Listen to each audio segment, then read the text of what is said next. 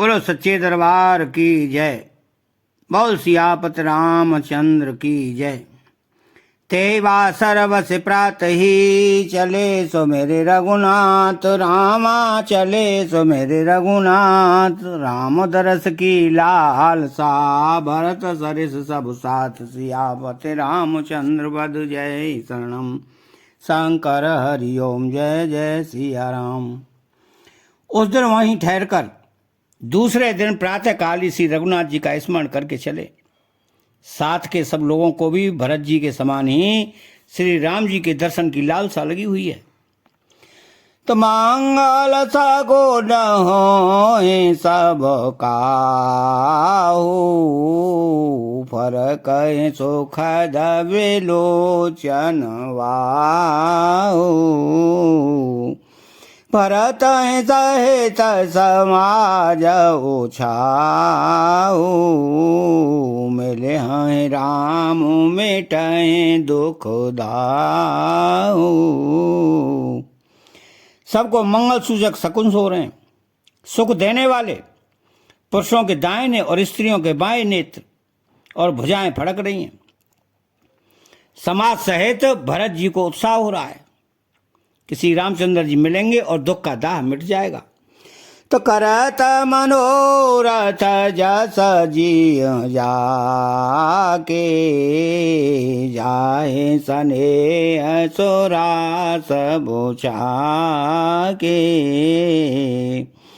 शिथिल अंग पग मग डगे डोलैं, बेहवल बचन प्रेम बस बोलैं। जिसके जी में जैसा है वो वैसा ही मनोरथ करता है। सब स्नेह रूपी मदिरा से छके प्रेम में मतवाले हुए चले जा रहे हैं। अंग शिथिल हैं, रास्ते में पैर डगमगा रहे हैं और प्रेम बस बेहवल वचन बोल रहे हैं। तो राम जगाते समय दिखावा, शैल सिरो मन सहज सुहावा।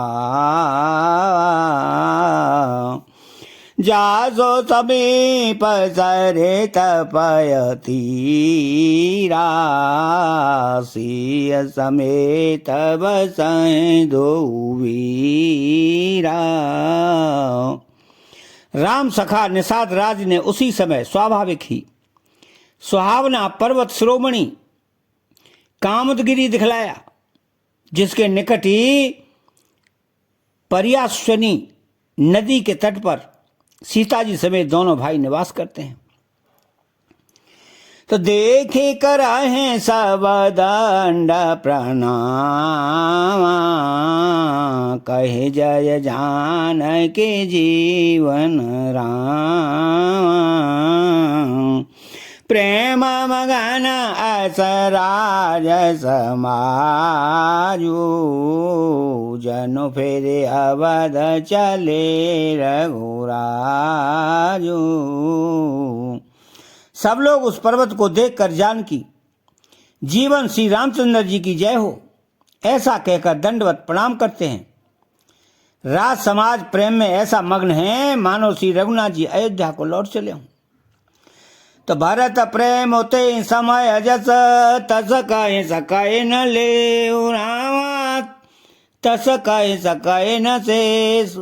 कबे हैं अगम में ब्रह्म सुख, अहम मलिन जनेषु। सियापति रामचंद्र वद जय शरणम शंकर हरिओम जय जय सिया राम। भरत जी का उस समय जैसा प्रेम था वैसा शेष जी भी नहीं कह सकते।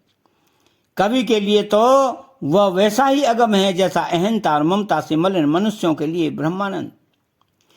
तो सकल स्नेह से थे ले रघुवर के, गए कोस दोए देन कर डर के। जलो थालो देखे बसे ने सेवीते, कीन गवन रघुनाथ प्रीते।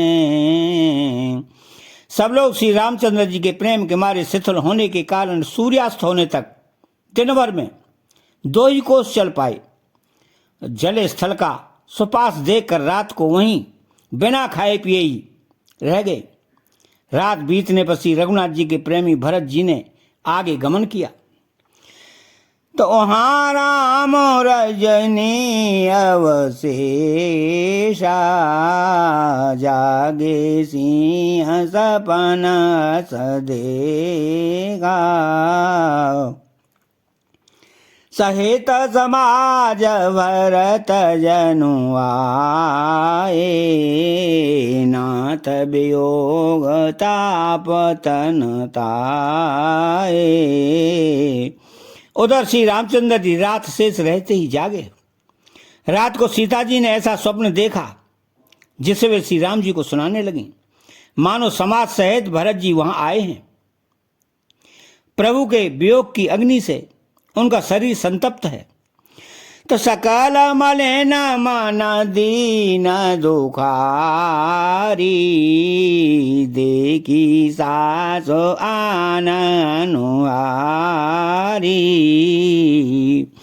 सुनासी सपन भरे जल लोचन, भय सोच वस सोच विमोचन। सभी लोग मन में उदास, दीन और दुखी हैं। सासुओं को दूसरी सूरत में देखा। सीता जी का स्वप्न सुनकर श्री रामचंद्र जी के नेत्रों में जल भरा है और सबको सोच से छुड़ा देने वाले प्रभु स्वयं लीला से सोच के बस हो गए। तो लखाना सपाना यह नीकन होई, कठिन कुचा सोनाए कोई। अस कहे बांधो समेत नहाने, पूजे पुरारे साधु सन्माने। और बोले, लक्ष्मण यह स्वप्न अच्छा नहीं है, कोई भीषण कुसमाचार बहुत ही बुरी खबर सुनाएगा। ऐसा कहकर उन्होंने भाई सहित स्नान किया और त्रिपुरारी महादेव जी का पूजन करके साधुओं का सम्मान किया। तो सन्मान मुने सुरबंद बैठे, उतर दिश दे गदवाए नवदूर मृग भूरे, आगे बिकल प्रभु आश्रम गए।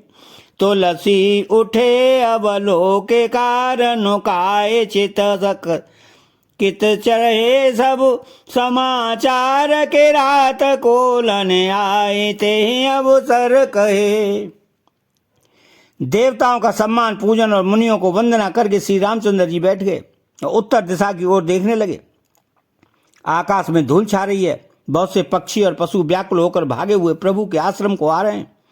तुलसीदास जी कहते हैं कि प्रभु श्री रामचंद्र जी यह देखकर उठे और सोचने लगे कि क्या कारण है। वे चित्त में आश्चर्य युक्त हो गए। उसी समय कोल भीलों ने आकर यह समाचार सुनाया। चैनल को सब्सक्राइब करें, बेल आइकन घंटी को दबाएं और कमेंट बॉक्स में